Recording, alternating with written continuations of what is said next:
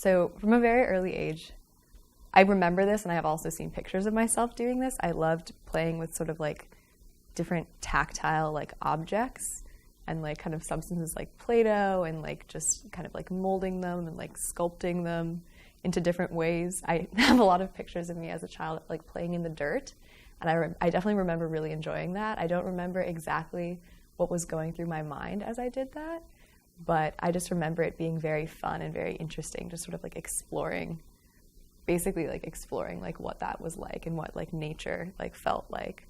So when I was a kid, my idea of play, or looking back on what my idea of play was definitely centered around my relationship with my sister.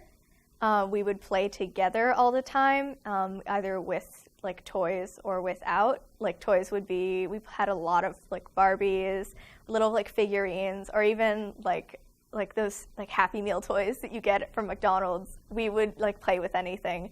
And when we played with those, a lot of like pretend went into it.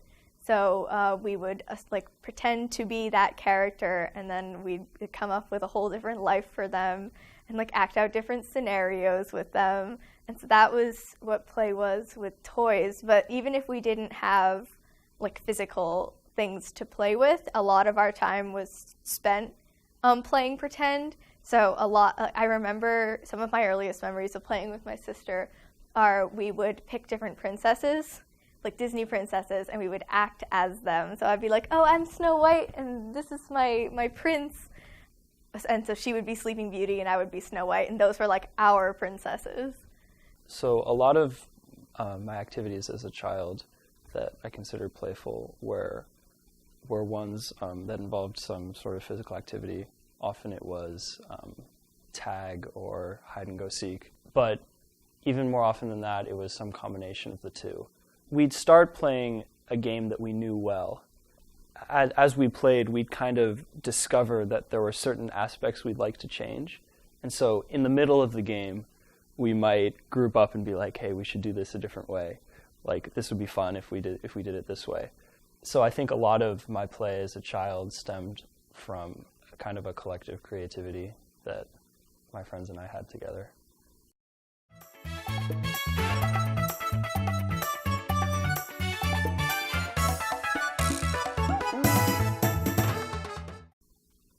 What I would say in college is that I think that it's shifted away from, in my mind, it's shifted away from play and more into like leisure. So I think that there is a difference in that I don't spend as much time playing video games anymore. I don't spend as much time outside because I'm not forced to play sports.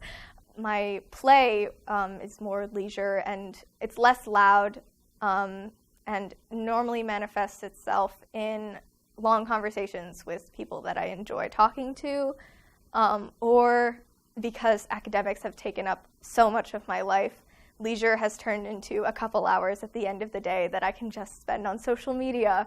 I can just read a book. I can just lie in bed and listen to music for hours. Play has become more of a structured thing, definitely, in that it's something that I have to work into my schedule around my academics, so that I don't go crazy. I think play takes on a different form here at college. I've noticed a lot of intellectual play since I've gotten here. A dinner with someone will turn into this crazy intellectual conversation that you can't always get with someone of a different age than you. You know, there's something about us all being in the same experience here at Wesleyan that allows us to relate to each other in what we talk about. Yet those experiences that we have are different enough that we each bring our own perspective to a conversation. So I think verbal play in college kind of brings back that spontaneity that it had in elementary school, where every conversation could bring an unexpected turn that offers a new perspective to you.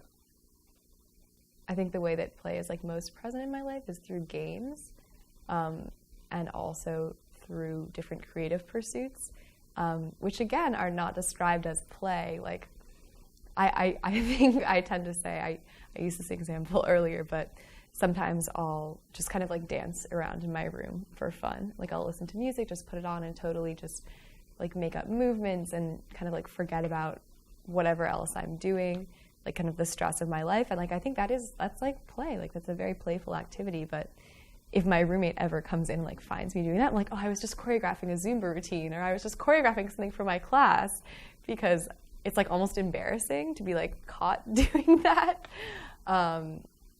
But I do think there are a lot of ways that like I find play in my life, and a lot of people find play in their lives. They're just not described as play. Sports, I think, can be a big one. Like just tossing a frisbee around with someone can be very playful, or I don't know, playing a board game can be very playful. But definitely when I do those pursuits, which I do, I think, make time to do, I think would frame it more in the language of like relaxing versus playing, which is interesting.